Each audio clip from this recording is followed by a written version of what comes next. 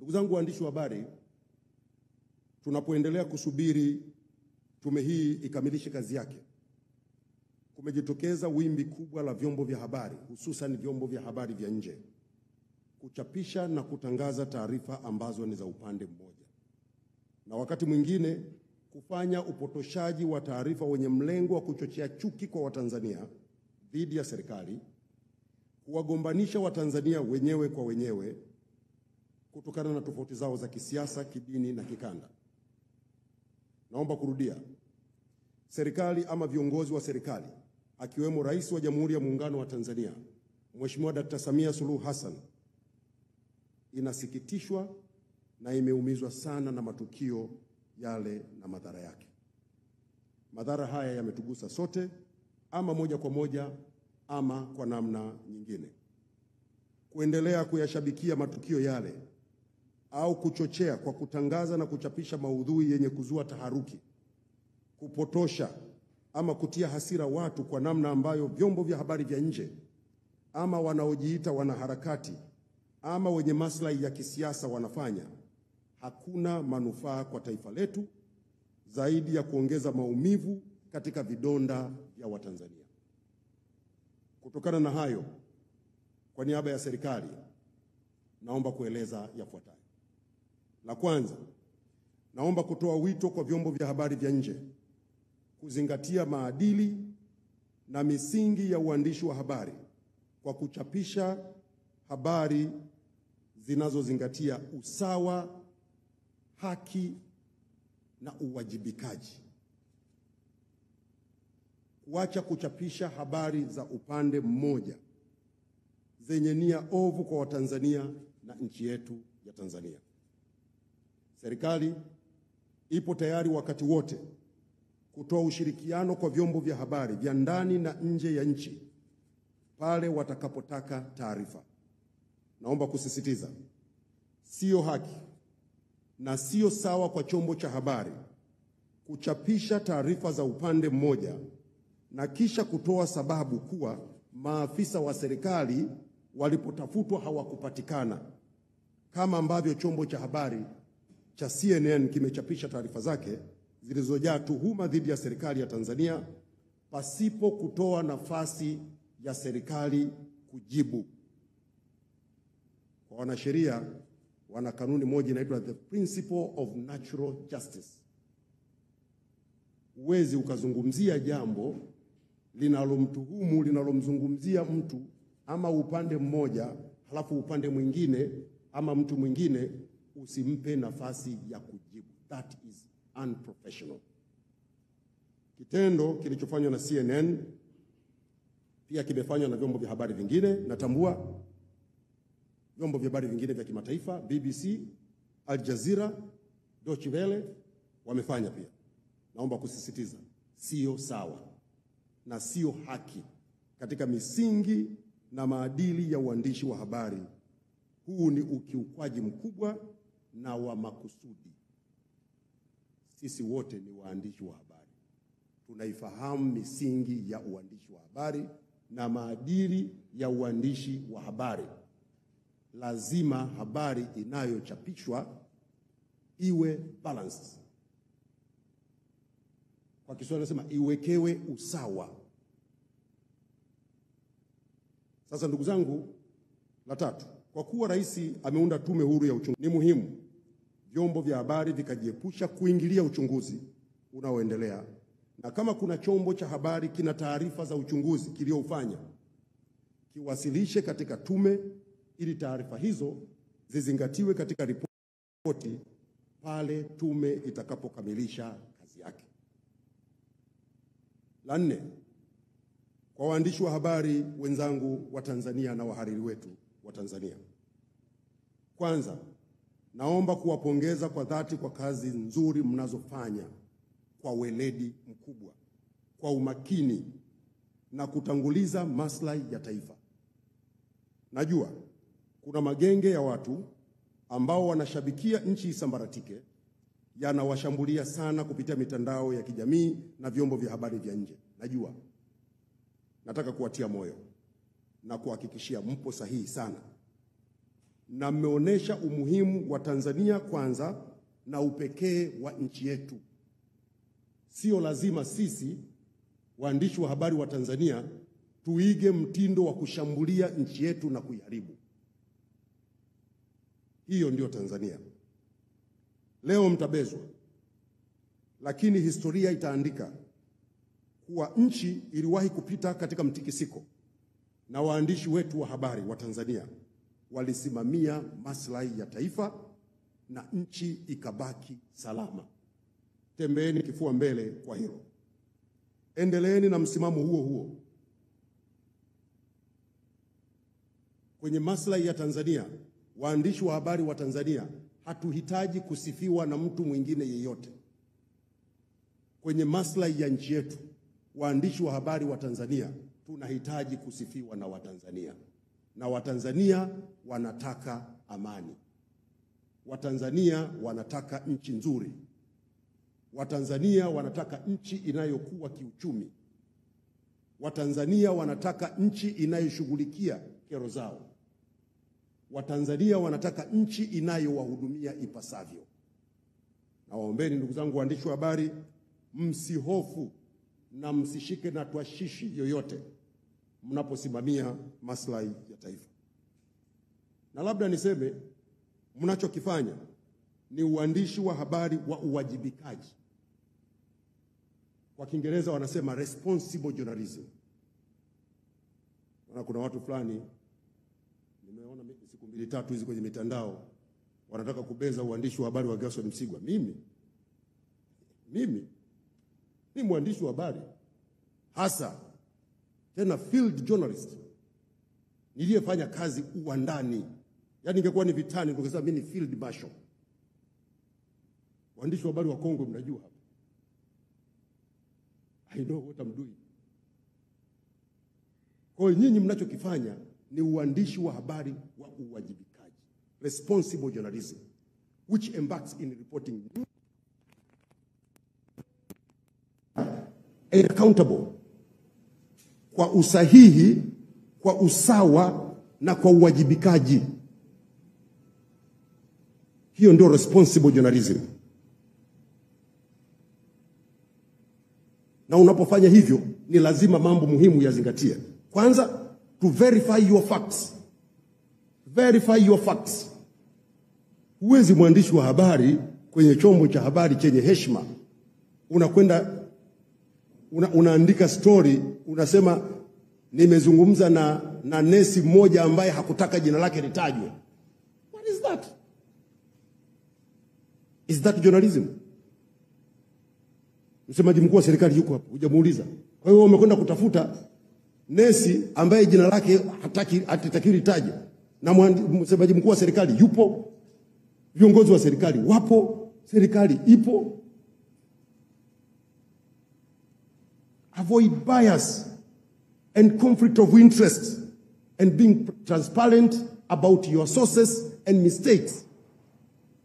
Lazima uwe mwazi. Uwezi ukasema kuna hili jambo limetokea, umelipata wapi? Si lazima useme. Si ndio uandishi wa habari? Sasa unakwendaje kutengeneza paniki chombo cha habari chenye heshima? Umenukuu watu wasiojulikana kuanzia mwanzo mpaka mwisho. Hawafahamiki, wamehifadhiwa, wamefanyaje? Halafu nataka tukuamini. Hiyo na maoni ya mtu binafsi kuna tofauti gani? Ndugu zangu, nimezungumza kwa utuo ili kuambia mnachokifanya ni sahihi. Na mimi kazi yenu naiona, mnapotukosoa mnatukosoa, mnapoona pamekwenda sawa sawa mnaandika. Na mimi nataka niwaambie waandishi wa habari, msidhani hili jambo linafanywa kwa bahati mbaya, ni kwa makusudi. Leo chukua vyombo vya habari vya Tanzania, tufanye magazeti. Chukua magazeti ya Tanzania, utasikia SGR kukamilika 2030. Bandari ya Dar es Salaam mambo super. Dodoma inajengwa. Wakulima wachekelea mbolea ya ruzuku. Sasa bima ya afya wakati umetimia. Kaangalie vyombo vya habari vya nchi jirani kule. Fulani na fulani vita kali. Nchi hatarini kusambaratika. Vurugu sijui zimefanyeje. Sasa how can you be proud of your country? kwa kuchapisha maudhui kwenye vyombo vya habari ambayo kila siku yanachafua nchi yako, yanadhalilisha watu, ama kwa kutumia uandishi wa habari kimkakati kuchochea nchi bora, maslahi ya watu, maisha bora, kuandika kuhusu kero za watu ili zishughulikiwe, kuandika habari za kuwajibisha serikali ichukue hatua kwa ajili ya maisha ya watu. Nataka kurudia, you guys are very light. Very light. Na mimi ni katibu mkuu wa Wizara ya Habari, Utamaduni, Sanaa na Michezo na msemaji mkuu wa serikali. Nimepewa jukumu hili na Mheshimiwa Rais tukiongozwa na waziri wetu Mheshimiwa Profesa Palamagamba Kabudi, tuhakikishe sekta ya habari inakuwa bora na waandishi wa habari wanafanya kazi vizuri na kwa uhuru. Nataka niwahakikishie kwa niaba ya Mheshimiwa Waziri, tutasimamia maslahi ya vyombo vya habari vya Tanzania. Tutahakikisha vyombo vya habari vya Tanzania vinafanya kazi kwa uhuru bila kuingiliwa na mtu yeyote. Pale mtakapokwama tutashirikiana nanyi kuamua. Na mimi niwaambie tu, tumeanza maandalizi ya kuanzisha mfuko wa wanahabari. Kama ambavyo wasanii wanapata mikopo kupitia kwenye mfuko wa utamaduni na sanaa, na sisi hapa tunafanya. Haitakuwa rushwa. Lazima waandishi wetu wa habari muwe imara.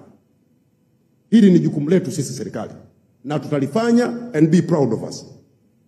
La tano, kwa Watanzania wote, naomba kuchukua nafasi hii kuwasihi kujiepusha kushabikia na kusambaza taarifa ama habari zinazochochea uhasama, hasira na kuvunja umoja wetu wa kitaifa. Naomba Watanzania tungamue mtego wa kuliangamiza taifa letu. Tunapita kwenye kipindi ambacho tukiendekeza uchochezi unaofanywa na watu ambao wapo nje ya nchi na hawaguswi na chochote juu ya maisha yetu, wanaowashawishi vijana wetu kufanya vitendo vya kuumiza nchi yetu. Tutakaoangamia ni sisi, na tutakaoumia kweli ni sisi wenyewe. Yaliyotokea tarehe 29 na siku kadhaa zilizofuata, tulioumia ni sisi wa Tanzania. Wanaoandika habari za uchochezi kupitia mitandao, kupitia kwenye vyombo vya habari, hawako Tanzania, wanakunywa zao juice, wanakula kuku, wanalala vizuri, nchi zao zimetulia, madai yao yanapelekwa kwa mujibu wa taratibu za kisheria na yanafanywa kazi na serikali. Lakini sisi huku tunaandikiwa maudhui kwenye mitandao na kwenye vyombo vya habari ya kufanya madai kwa vurugu na kuharibu nchi.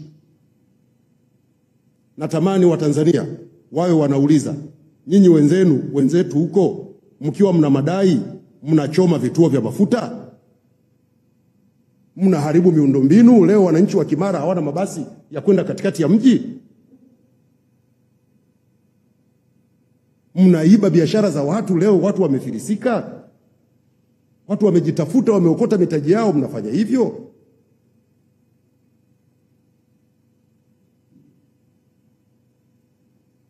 Ni vizuri mjue, ndugu zangu wa Tanzania, tupo kwenye kipindi ambacho kwa Kiingereza kinaitwa information warfare, vita ya taarifa. Wasiotutakia heri wanatumia mwanya wa upashanaji wa taarifa kutugombanisha, kutuchonganisha na kutufitinisha, ili tukiharibikiwa waweze kupata maslahi yao, kwa sehemu kubwa maslahi ya kisiasa na maslahi ya kiuchumi, na huko mbele nitaeleza. Wanatumia mkakati unaitwa the weaponization of narrative. The weaponization of narrative. Wanatumia silaha ya kutengeneza simulizi mbaya kuhusu Tanzania. Simulizi mbaya inayoonyesha nchi yetu ni ya hatari. Wanatumia mbinu ya kutengeneza simulizi mbaya ya Tanzania kwamba ni nchi isiyokuwa salama na isiyofaa. Wanataka wageni wakiwemo wawekezaji, wafanyabiashara, watalii na watu wengine wanaokuja kwa maslahi ya Tanzania waogope kuja Tanzania ili tufe njaa. Na naposema haya situngi maneno. Sisi wote tunatumia mitandao ya kijamii, tunasikiliza vyombo vya habari, vikiwepo vya majirani zetu. Wote mtakuwa mmeona kampeni za mtandaoni. Walianza kuhamasisha haki, haki, haki. Sasa kwa sababu wamefikia hatua tuliofikia leo, wameanza kubadilisha mwelekeo. Sasa wanakwenda kwenye lengo walilokuwa wanalitaka. Wanahamasisha tuende tukaharibu njia zetu za uchumi. Wanawatisha watalii. Wameanzisha kabisa na vikampeni kwenye mtandao, watalii wasije Tanzania. Labda niwaulize waandishi wa habari. Hivi watalii wasipokuja Tanzania, wale madereva wa teksi waliopo kwenye miji, kwenye maeneo mbalimbali ambao wanasafirisha watalii, watamsafirisha nani? Watamsafirisha Mwajuma kutoka Buza kwenda Tandale? Wale mamantilia wanauza vyakula watamuuzia nani? Wale wanaouza vinyago watamuuzia nani? Wanaofanya biashara mbalimbali za madini, mazao ya chakula watamuuzia nani? Wazazi wetu wote ni wakulima. Mazao yao wakishavuna watapeleka wapi? Vita ya uchumi.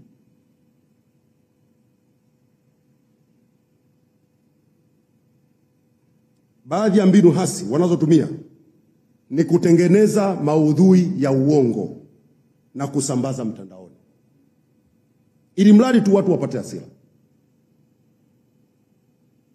Jana nilikuwa naona eti wanachapisha nukuu ya mimi, nukuu ya uongo. Eti nimesema watakao nukuu, watakao chapisha, watakao sambaza taarifa ya chombo fulani watakamatwa, watawekewa uhaini. Mimi nimesema wapi? Wanadhani watanitisha nisiseme kuhusu Tanzania? Labda Mheshimiwa Rais aniondoe hapa. Nitasema yote yanayohusu hii nchi na nitawaambia Watanzania ukweli kuhusu nchi yao. Hapo wakishatengeneza hako ka kibango chao, wameshakusanyana makundi kule, wanaanza kucomment pale, matusi, matusi, matusi, matusi, kushambulia. So what? Tangu mmeniona waandishi wa habari nimekonda? Nimepungua? Wamekuja wametengeneza nukuu nyingine. Eti Mheshimiwa Rais amesema mwandishi wa habari wa chombo fulani, hicho sitaki hata kukitaja, ashtakiwe kwa uhaini. Rais kasema wapi? Ni lini Mheshimiwa Rais Samia kamzungumzia mwandishi wa habari au chombo cha habari chochote? Ili mradi tu wamekusanyana huko. Na mimi nataka niwaambieni ndugu zangu wa Tanzania, hasa vijana wangu, wakati mwingine kwenye haya mitandao mnaweza mkaingia mkadhani kuna kundi kubwa la watu, kumbe watu wajanja 10, 20 wamekusanyana mahali, kila mmoja ana akaunti za mitandao 200, 300, wanalipwa hapo. Kazi yao tu ni kupambisha, kuchochea, kutia fitina, kufanyeje. Hii ni nchi yetu wa Tanzania, ni muhimu tuilinde kwa wivu mkubwa. Naomba Watanzania tukatae kuruhusu mambo haya. Mheshimiwa Rais ameshasema serikali ipo tayari kusikiliza wote wenye madukuduku, wenye ushauri na wenye maswali. Yote yatapokelewa na yatafanyiwa kazi. Hakuna sababu ya kuharibu nchi yetu. Hakuna sababu. Hata mtoto nyumbani ukipishana lugha na baba, au watoto mkipishana lugha na baba, mnakwenda kutafuta moto, mnachoma nyumba ili mkakae wapi? Mkishachoma nyumba mnakwenda kukaa wapi? Mnakwenda kuchoma shamba la mahindi ili mle mawe, ili mle upepo. Mnakwenda kuchoma baisikeli inayompeleka mtoto shule ili aende kwa miguu. Natamani Watanzania mtambue kuwa malengo ya watu hawa kutengeneza chokochoko kupitia vyombo vya habari, kufanya uchochezi mitandaoni, kutia hasira watu, lengo ni kuharibu nchi yetu Tanzania. Wanataka kuangusha uchumi wa Tanzania. Wanataka kuharibu biashara zetu. Wanataka kupunguza watalii ili tukose fedha, na kibaya zaidi ni kutaka Tanzania iadhirike ili washindani wetu wa kibiashara wanufaike. Ni muhimu kutambua hii ni vita ya uchumi kama nilivyosema. Huko kwenye habari, kupitia vyombo vya habari na mitandao ya kijamii ni njia ya kupita tu. Lakini walikokuwa wanataka kufika ndio huku wanako kusema sasa. kwamba tukishavurugana, tumeshatiana hasira na joto limepanda, sasa tuanze kuharibu uchumi, tuanze upya. Tukiruhusu mtego huu utatuathiri sisi wote wa Tanzania. Naomba kurudia kama nilivyosema awali, matukio yale yaliyotokea siku chache na katika miji michache ya nchi yetu, kwa sasa hali ni shwari na Watanzania wanaendelea na shughuli zao kama kawaida. Vyombo vyetu vya ulinzi na usalama vinaendelea kuhakikisha watu na mali zao wanabakia kuwa salama na matishio yote ya kiusalama yanakabiliwa ipasavyo. Shughuli zetu za kiuchumi zinaendelea vizuri na Tanzania kwa hivi sasa ni moja ya nchi chache ambazo zinakwenda kupiga hatua kubwa za kiuchumi kupitia miradi mikubwa na ya kimkakati inayoendelea na mingine imeanza kukamilika na kutoa huduma. Wengi hawaamini kwamba Watanzania, wale Watanzania waliokuwa wanaonekana hohehahe leo wanaweza kutoka Dar es Salaam mpaka Dodoma kwa SGR. Sio jambo dogo. Nataka niwaambie ndugu zangu wa Tanzania, wako watu wanafunga safari kutoka nchi zao wanakuja kujifunza hivi limewezekana kwa nchi hii ya Afrika Mashariki. Limewezekana. SGR, tena sio SGR ya diesel, ya umeme, na inafanya kazi vizuri. Na ni vizuri wa Tanzania tujue miradi hii ya kimkakati, hii ndio inalaza watu na viatu. Na wale vijana wetu ambao wameingia kwenye kampeni ya kufanya ushabiki wa kuichafua Tanzania, wanacheza ngoma ya watu wengine. Mengine wakiendelea kusema tutasema kinachoendelea. Sio kwamba hatujui, tunajua. Lakini nataka niwaambie wa Tanzania, miradi yetu hii SGR inakwenda vizuri. Kazi inaendelea vizuri kwa vipande vyote 8 vya kuanzia Makotopola Tabora Isaka Mwanza, Tabora Kigoma na Kigoma kwenda Burundi. Tumeshaanza kuvuka mpaka. Sasa hivi tupo katika maandalizi ya ujenzi wa reli mpya. Tunakwenda kujenga njia ya kaskazini ya Tanga Arusha Msoma kilomita 1028. Tutajenga. Waseme wasiseme, tutajenga. Tunakwenda kujenga njia ya kusini Mtwara Mbamba Bay kilomita 1000 ili tuunganishe mzigo kutoka bahari ya Hindi uvuke ziwa Nyasa uende Malawi na nchi zingine za kusini. Hii ya kaskazini tunakwenda kuzifikia nchi za kaskazini zote zilizopo kaskazini kwetu. Pia tunakamilisha maandalizi ya kuanza ujenzi wa treni za mjini. Ndugu zangu wa Tanzania, acheni kuharibu nchi. Serikali inakwenda kujenga treni za mjini. Na leo hapa nitawatajia. Tunataka tujenge treni za mjini zitakazopita juu katika majiji yetu ya Dodoma na Dar es Salaam. Kwa jiji la Dar es Salaam tunajenga hizi treni zinaitwa monorail. Tumepanga kuanzia kujenga, tutaanza Kawe, Mwenge, Mlimani City, Ubungo, kisha tunaelekea Kariakoo na tutaunganisha na SGR. Tutakuwa na tawi jingine la kutoka Bibi Titi kwenda Moroko kupitia barabara ya Ali Hassan Mwinyi, kisha tutaunganisha Mwenge. Hii itakuwa ni awamu ya kwanza na tutajenga kila baada ya kilomita 2 tutaweka kituo. Lengo letu kwa Dar es Salaam peke yake tujenge mtandao wa kilomita 160. Sio muda mrefu hapa Dar es Salaam foleni itakuwa ni simulizi. Watu watakuwa wanasema bwana, miaka fulani tulikuwa tunakaa tunabanana kama ndizi. Tunakwenda kumaliza. Tutakuwa na treni kama hizi za mjini katika jiji la Dodoma. Tumepanga kujenga kuanzia stesheni ya SGR kwenda mjini. Kisha tutaunganisha kwenda Mtumba hadi Chamwino kupitia stendi ya mabasi. Awamu ya pili tunaelekea Msalato Airport. Lengo kwa Dodoma tujenge kilomita za mtandao wa kilomita 105 za treni za mjini. Mnafikiri watapenda hayo? Sio kwenye reli tu.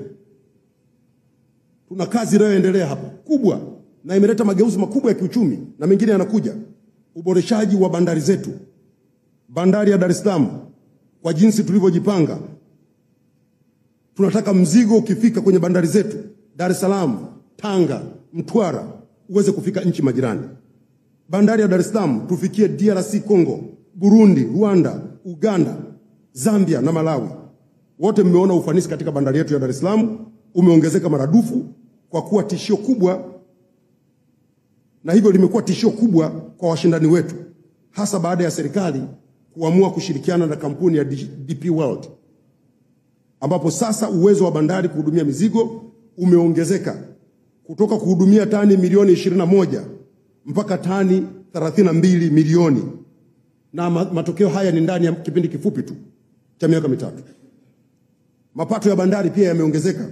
Tumetoka shilingi bilioni 900. Sasa hivi tunazungumza makusanyo ya zaidi ya shilingi bilioni 1 na milioni zaidi ya shilingi trilioni 1 na bilioni 800 kutoka kwenye bandari. Meli zinashusha kwa haraka zaidi. Muda wa meli kusubiri umepungua kutoka siku 46. Sasa hivi meli zinasubiri kwa wastani wa siku 7 tu. Napo ni zile meli zenye mizigo mchanganyiko. Lakini makontena, meli ni almost inatoka, ikifika inafunga, inashusha, inaondoka. Mizigo mingi inakuja, na ndio maana kiwango cha mzigo unaosafirisha kimeongezeka. Tumeingia ubia na DP World ambao wanatusaidia kwenye uendeshaji na usimamizi wa mifumo katika bandari ya Dar es Salaam. Tumeokoa gharama tulizokuwa tunatumia kwenye uendeshaji wa TPA, mamlaka yetu ya usimamizi wa bandari, kwa zaidi ya shilingi bilioni 400.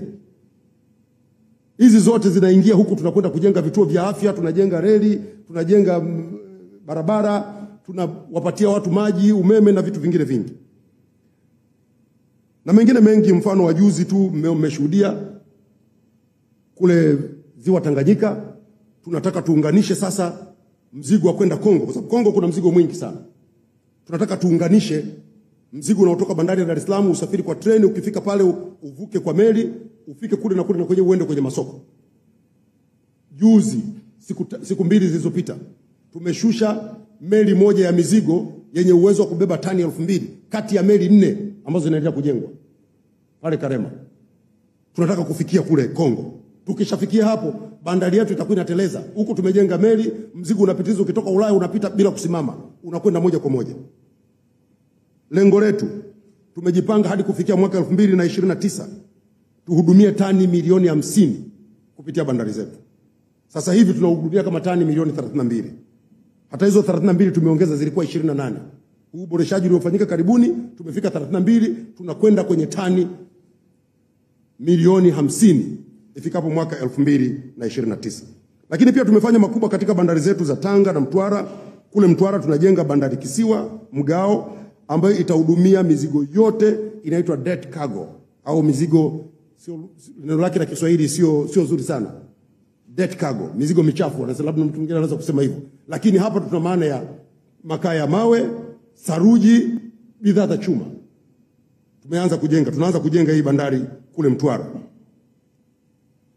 Na bandari yetu sasa hivi ya Tanga tumeboresha na kuongeza gati 2, na sasa meli nyingi zinapita Tanga. Hata zile zilizokuwa zinapita bandari jirani, nafikiri mnanielewa, sasa zinapita Tanga. Tulikuwa tunahudumia kupitia bandari ya Tanga tani 400,000 kwa mwezi. Sasa hivi tunahudumia tani 1.5 milioni. Mpaka mwisho wa mwaka huu tutafika tani 2 milioni. Na sisi lengo letu, tunaboresha bandari ya Tanga ifikie uwezo wa kuhudumia tani 3 milioni kwa mwaka. Watafurahi. Kadhalika, tumekamilisha bandari ya Bukoba na Kemondo.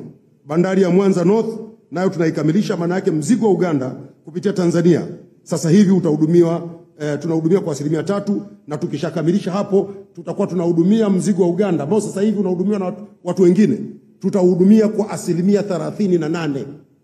Unatoka 3% unakwenda 38%. Bandari ya Bagamoyo tunaanza kujenga Disemba mwaka huu 2025. Tumezungumza sana, imefika mahali serikali imesema tunaanza kujenga. Wawekezaji wakija tutajenga nao, hawakuja tunajenga wenyewe. Mitambo ya kujenga bandari ya Bagamoyo ipo njiani, inakuja. Haya sio maneno tena. Iko njiani, inakuja. Tuanze kujenga bandari ya Dar es Salaam. Na lengo letu bado tunataka tujenge gati 28. 28.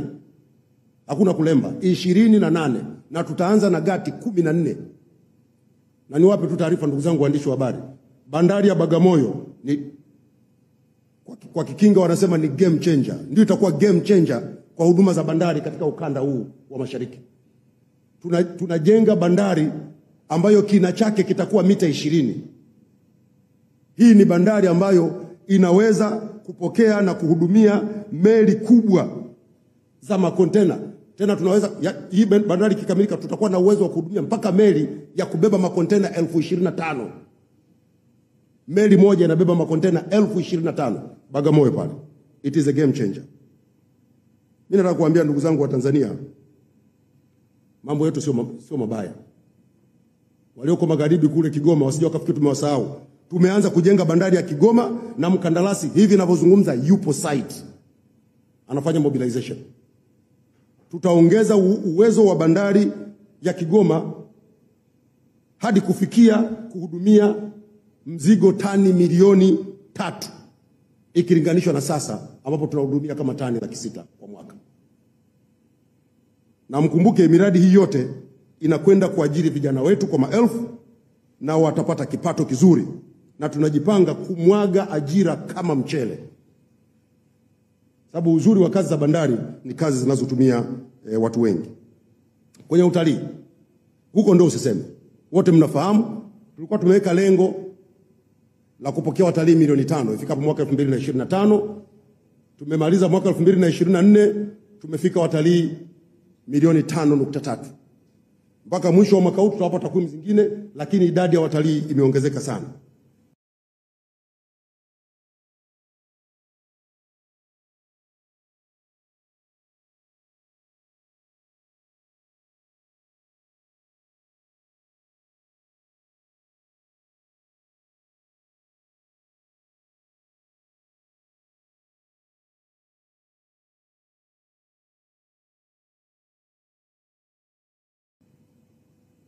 Watalii wanapoongezeka, wote mnafahamu, nchi yetu ilikuwa inapokea watalii milioni 2, milioni 1 na kitu. Mpaka wakati fulani tumefika 700,000. Sasa tunakwenda milioni 8 ifikapo mwaka 2030. Watalii tunapozungumzia milioni 8 ndio hao ambao walikuwa wanakwenda kwa washindani wetu katika utalii. Sasa watakuja Tanzania. Kule wanakohama watafurahi. Shirika letu la ndege ATCL tumeliimarisha sana. Tuna ndege 16 sasa hivi. Na wote mmesikia wakati wa kampeni, manake sasa tunaanza kutekeleza ilani ya uchaguzi ya Chama cha Mapinduzi. Tunakwenda kuongeza ndege zingine 8. Shirika letu lifikishe ndege 24.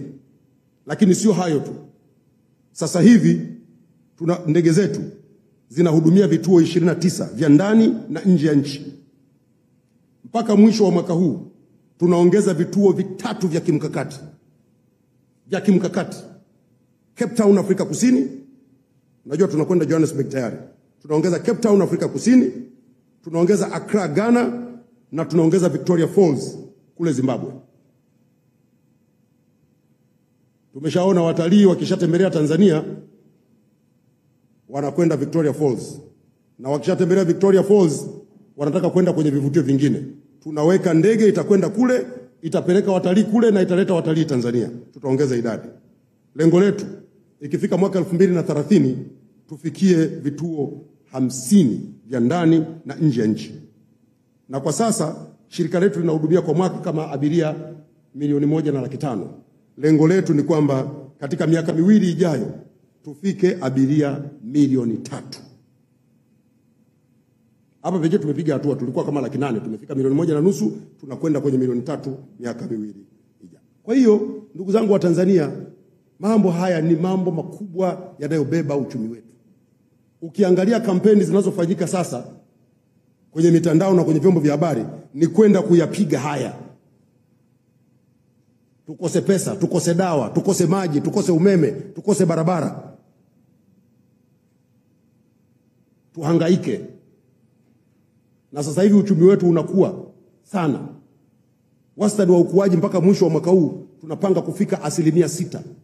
Tuko kama 5 na kitu kwa sasa. Lakini mpaka mwisho tutafika 6%. Tuna akiba ya kutosha ya fedha za kigeni. Dola za Marekani bilioni 7. Haya ni mambo makubwa ndugu zangu. Na yamefika hapo kwa sababu nchi yetu ilikuwa na utulivu, ina amani, na Watanzania wanasikilizana vizuri. Ni vizuri Watanzania wajue kwa mafanikio haya yanahitaji kulindwa na kutetewa kwa wivu mkubwa. na tunaposhambuliwa namna hii tunakwenda kuathiri na kuathirika kama nchi na pia kama mtu mmoja mmoja. Bandari zetu tunahitaji zibaki kuwa imara na miundombinu yetu ibaki kuwa imara kwa ajili yetu sisi wa Tanzania. Wito wangu kwa Watanzania, tuamke. Rais mstaafu aliwahi kusema tuwe na akili za nini? Za mbayuwayu, za kuambiwa changanya na za kwako. Wala ambao hawajui maana ya msemo huu mbayuwayu, ana tabia kuruka juu. Siku mmoja ndege mwingine akamwambia, anasikiliza bwana, twende tushuke chini pale, twende tukagonge lile jiwe lipasuke. Kwa hiyo wakatoka huko juu wanakwenda chini, joka hivi kama mkuki. Alipofika karibu na jiwe akakumbuka za kuambiwa changanya na za kwako, akapiga kona pale bara. Ndege rafiki chali yeye huyo mpaka leo yuko zake angani, anaenea. Watanzania tuchanganye na za kwetu. Sasa kwa sababu wanaofanya kampeni hizi wamewalenga watalii pia, nataka kuzungumza kwa watalii. Na hapa nitabadilisha lugha, nitaweka kikinga kidogo. To our prestigious tourists, the following are the few words from the government. 1, welcome to the United Republic of Tanzania. Our nation remains peaceful, calm, and open to all who wish to explore its beauty from Kilimanjaro to the Serengeti, to Ngorongoro, Dar es Salaam, and Zanzibar, to mention a few. Please ignore any misinformation meant to distract you from the unforgettable experiences awaiting you here. 2, our destinations are safe, our accommodations are improving every day, and our hospitality and transportation ensure that your journey is comfortable and memorable. 3, the government is fully committed to protecting you, your companions, and the value of your dollars and shillings while visiting our country. Come one, come all, Tanzania is safe. Ndugu zangu waandishi wa habari, kwa kumalizia, jana jioni nilitoa tangazo baada ya chombo cha habari cha CNN kuchapisha makala ya matukio ya tarehe 29 Oktoba 2025. Naomba kusema yafuatayo. Kwanza, uhakiki wa maudhui yaliyomo kwenye makala ile unaendelea, lakini kama ambavyo chombo hiki kimefanya katika ripoti zake mbalimbali, kimeendelea kufanya makosa ya kiledi katika uandishi wa habari kwa kutangaza na kuchapisha maudhui ambayo yanaegemea upande mmoja. Sio kweli kwamba CNN ilishindwa kupata upande wa serikali kwa ripoti zao zote wanazozitoa za upande mmoja. Inashangaza kuona chombo cha habari cha kimataifa kama CNN kufanya makosa makubwa ya kimaadili kama haya ambayo yamefanywa. Serikali inatoa wito kwa CNN kuzingatia maadili na weledi katika uandishi wa habari na kujiepusha na uchapishaji wa taarifa zisizokuwa na vyanzo halali na rasmi, kupotosha na kuzua taharuki. Najua mwandishi wa habari wa CNN aliandika makala hii hakuwa Tanzania, na ameandaa makala kwa kutumia picha zilizopigwa kwa simu wakati wa vurugu na bila kuwasiliana na mamlaka zinazohusika Tanzania. Amekwenda kuandaa makala ya upande mmoja. Makala ya upande mmoja. Na napenda kusema, naposema hivi, sishabikii vifo vilivyotokea. Wote sisi ni Watanzania. Wote tumesikitishwa sana na matukio yale. Hakuna anayeyashabikia.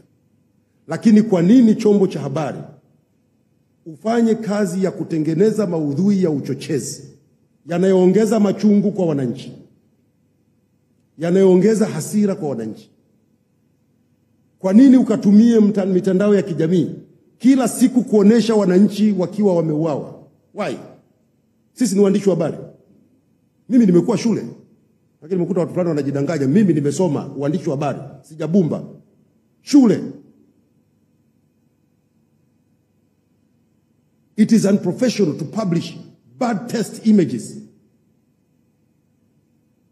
Kwani shule mimi niliyosoma ni tofauti na iliyosoma Uingereza, iliyosoma Marekani? Si ni hiyo hiyo? It is unprofessional and unacceptable to publish bad test images. Hivi awe mwanao kila siku umembandika kwenye mtandao anavuja madamu. Why? So what?